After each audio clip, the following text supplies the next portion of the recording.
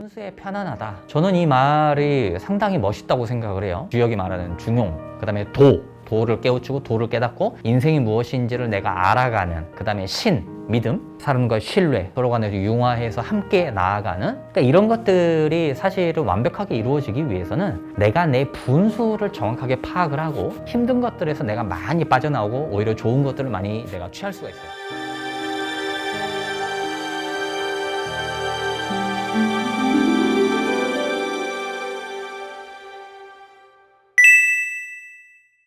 네, 화수미제 1효.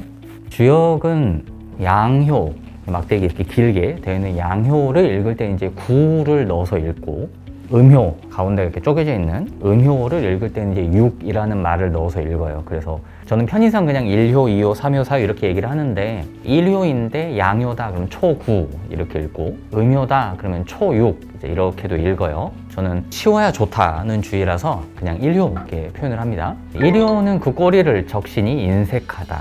하락에서 꼬리를 적신다는 것은 몸이 물에 빠지는 게 아니라 꼬리만 물에 빠져서 그나마 괜찮다, 그런 식으로 이제 생각을 하시면 되는데, 꼬리만 적셨지만 그래도 나빠라고 이제 유도하는 그런 본문도 있어요. 기본적으로 이제 꼬리만 적셨다는 거는 그나마 괜찮아 라는 의미로 이제 받아들이시면 됩니다. 자, 상전이 말하기를 그 꼬리를 적시니 또한 알지 못함이 극진한 것이다. 그 주역 본문을 읽으실 때 제가 계속 이렇게 말씀드리지만, 주역이라는 게 읽는 사람에 따라서 그 받아들이는 의미가 달라질 수밖에 없어요. 원래 그러라고 쓰여진 학문이라서, 물론 이제 주역을 점으로서 칠 때에는, 운세로서 볼 때에는 분명하게 이제 쓰여져 있어요. 예를 들어서 뭐 혼인, 결혼 그러면 돼, 안 돼 이렇게 쓰여 있는데, 주역을 어떤 철학, 학문으로서 또는 어떤 나의 마음의 수양 이런 걸로 이제 받아들이면서 주역을 공부하실 때에는, 주역의 본문을 읽으실 때에 이 본문이 이해가 안 돼, 그러면 인터넷에 이렇게 찾아보시면 이렇게 그 설명이 다 쓰여 있어요. 아, 이게 역사적으로 이런 의미이기 때문에 이게 이런 뜻이다. 훌륭하신 분들이 다 설명을 많이 해놓으셨기 때문에 그렇게 보시면 돼요.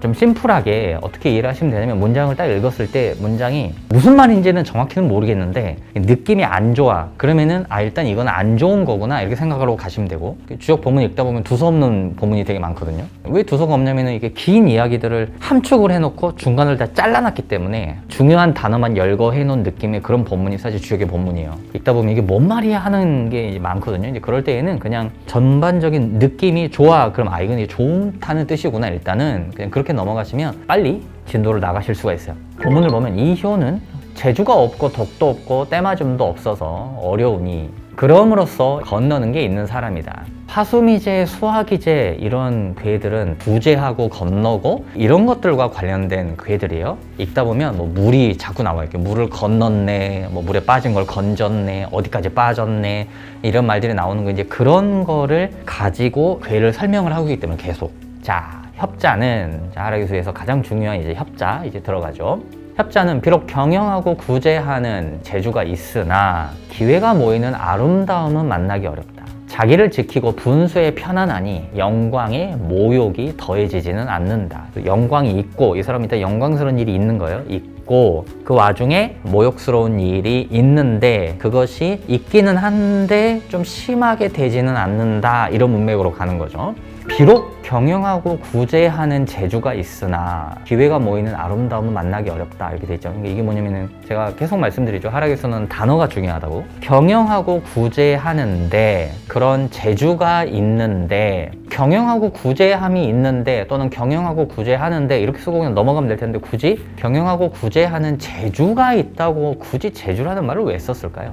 재주라는 말이 이제 하락기수에서 등장을 하면 그거는 단지 이 사람이 가지고 있는 재능을 말하는 게 아니에요. 저 사람은 뭔가를 잘해 이런 말이 아니라 일단은 출세한다는 뜻이에요. 재주가 있다는 게 쉽게 설명을 드리면 뭐냐면, 내가 뭔가를 가지고 있는 능력을 표현하는 단어가 아니라 어떤 사람이 가지고 있는 재주를 세상에서 쓸 수 있는 기회가 주어진다라는 걸 뜻해요, 이 단어가. 또 비슷한 본문이 뭐가 있냐면, 성품이 어떻고 품성이 어떻고 이런 말들도 나와요. 재주라는 단어를 굳이 본문에다가 써놓은 이유는 어느 정도 출세한다는 거를 보여주는 단어예요. 재주라는 말은. 기회가 모이는 아름다움은 만나기 어렵다. 기회가 있고 기회가 있는 그런 모임도 있어요. 사람들을 만나게 돼, 그런 일이 생겨요. 그런데 아름답게 만나기는 어렵다, 이거예요. 하락기수에서 아름답다는 말이 나오면 이거는 상당히 좋은 말이에요. 실제로 내가 누군가를 만났을 때 그 사람의 외모가 아름답다도 돼요. 배우자가 예쁘거나 잘생겨요. 대부분 아름답다는 말이 나오면. 근데 이제 만약에 이게 결혼 적령기가 아닐 때에 이제 아름답다는 이 법문을 쓰게 되잖아요. 그러면 내가 만나는 또는 내가 짓게 되는 그런 건물들은 실제로 아름답고 멋있어요. 미적인 거를 얘기하는 거죠. 하락기수에서 실제로 저 사람은 외모를 사용하고 이렇게 쓰이는 법문들도 있어요. 외모를 써서 무슨 일을 한다, 외모를 써서 어떤 사람의 애인으로 들어간다, 이런 말이 구체적으로 나오는 법문들도 있어요. 그거를 은연중에 표현하는 단어 중에 하나가 아름답다 하는 거예요. 아름답다는 건 외모만 또 얘기하는 게 아니죠. 아름답다는 건 뭐예요? 풍성하다는 뜻도 있는 거예요. 기회가 있고 모임이 있어요. 나는 누군가를 만나고 서로 도움을 주고받는 그런 것이 있는데 아름답게 되기는 어렵다. 이건 뭐예요? 거기에서 외모가 빼어난 사람과 내가 뭔가를 함께 하기에는 어렵다, 이렇게 좀 직관적으로 해석을 할 수가 있어요. 첫 번째는. 두 번째는 내가 이 사람들과 함께 어떤 일을 하고자 하는데 일이 되기는 하는데 그것이 정말 잘 되지는 않는다, 강조를 하고 있는 거예요. 단어 하나에다가 이렇게 응축을 해서 집어넣으려다 보니까 아름답다는 단어를 쓴 게 아닐까라고 저는 이제 생각을 합니다. 만나기는 하는데 어렵다. 아예 못 만날 거면 만남이라는 글자 자체가 쓰여 있질 않아요. 어떤 법문들은 아예 만난다는 단어 자체가 나오지 않거든요. 만나기는 하는데 어려움이 함께 한다 이거죠.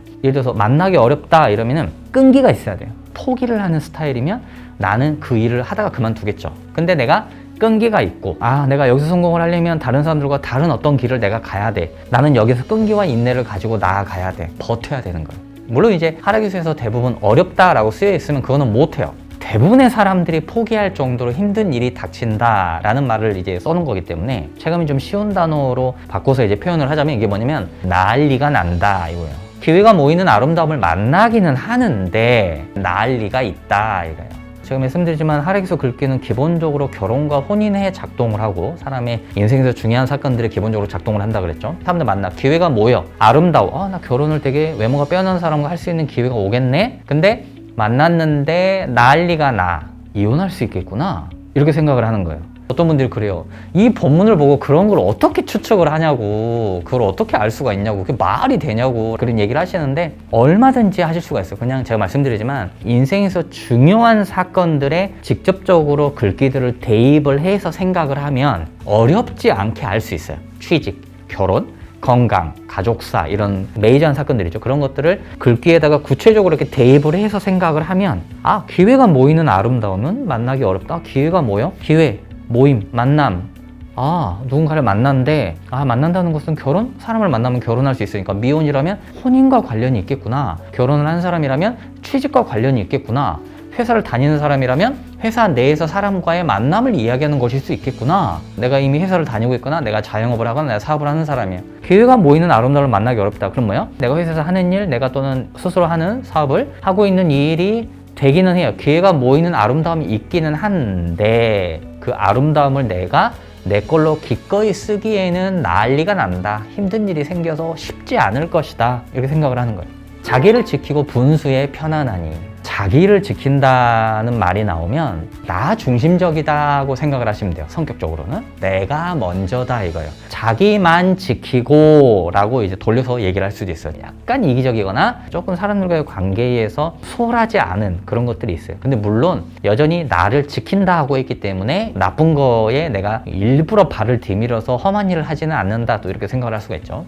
분수에 편안하다. 저는 이 말이 상당히 멋있다고 생각을 해요. 주역이 말하는 가운데 중용, 주역이 말하는 중용, 그 다음에 도를 깨우치고 도를 깨닫고 인생이 무엇인지를 내가 알아가는, 그 다음에 믿음, 사람과의 신뢰, 서로 간에 융화해서 함께 나아가는, 그러니까 이런 것들이 사실은 완벽하게 이루어지기 위해서는 내가 내 분수를 정확하게 파악을 하고 힘든 것들에서 내가 많이 빠져나오고 오히려 좋은 것들을 많이 내가 취할 수가 있어요. 무턱대고 큰 꿈을 꾸는데 그 큰 꿈에 맞지 않는 노력, 어떤 회사에 들어가서 되게 잘 살고 싶은데 그거에 걸맞지 못한 노력, 그런 것들을 하면서 그런 것들을 내가 누리고 싶다고 이야기를 하는 것은 사실은 분수에 편안한 게 아니에요. 그거는 모험을 하는 거죠. 주역이 말하는 좋은 인생이 아니고 현실에서도 그렇게 해서 성공하는 경우는 별로 없어요. 저 사람이 성공한 거를 내가 따라한다고 해서 성공하는 건 아니잖아요. 그런데 한 가지는 이제 보편적인 게 뭐냐면 아 나는 여기까지를 할 수 있는 사람이구나 또는 아 나는 이 정도를 해낼 수 있는 사람이 아닐까라고 스스로를 객관적으로 바라보는 거는 이 보편적으로 다들 하는 거예요. 바로 그것이 분수의 편안하다라는 말의 뜻 중에 하나예요. 이 분수의 편안하다는 말은 또 그거 말고도 있고 우리가 상상력을 발휘를 하면 여러 가지 해석이 가능해요. 하락에서 본문이라는 게 한정되어 있죠. 주역의 궤가 한정이 되어 있듯이 한정되어 있는 본문을 가지고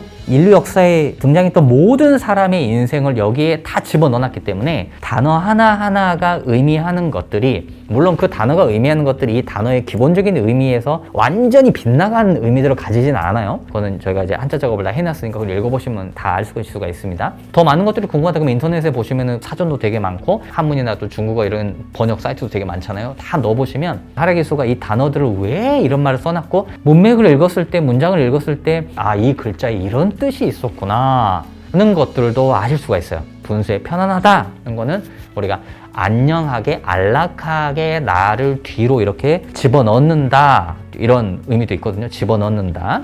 영광의 모욕이 더해지지는 않는다. 영광이 있어요. 한 번은 영광이라는 단어가 나오기 때문에 영광이 있어요. 하락기수에서 영광이라는 단어가 나오면 이것이 굉장히 높은 지위도 의미를 하긴 하는데 하락기수 읽으실 때 제가 저번에도 몇 번 말씀드렸는데 수식어가 중요해요. 그 앞에 어떤 단어가 수식을 하고 있는가. 이 영광이라는 앞에 수식어에 큰 대자가 붙었다. 대단한 영광에 뭐 이런 식으로 높은 영광에 이런 식으로 이 앞에 꾸미는 단어가 나오는가가 상당히 중요해요. 그것이 이 사람의 사회적 지위나 누리는 그런 수준을 보여줘요. 재산이 있어. 그럼 그 재산에 대한 수식어가 중요해요. 재산이 있고 부자다 라고만 쓰여 있는 것과 큰 부자다.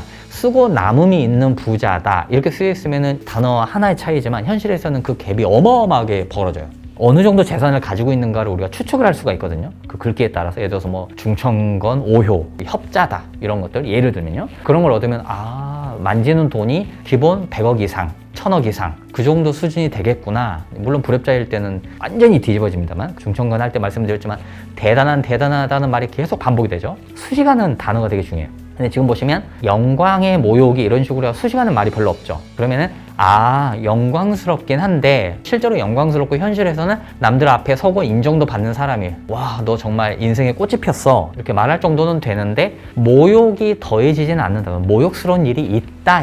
하락기수에서 모욕이라는 말이 나오면 첫 번째로 뭘 생각하면 되냐면 아 나는 소송한다 이거야. 법적인 문제가 있다 이거야. 아 나는 법정에 갈 일이 생기겠구나. 보통 사람이 법원에 갈 일이 뭐 얼마나 있다고 이런 식으로 이제 얘기하시는 분들이 있는데 생각보다 법원에 진짜 사람이 많이 가요.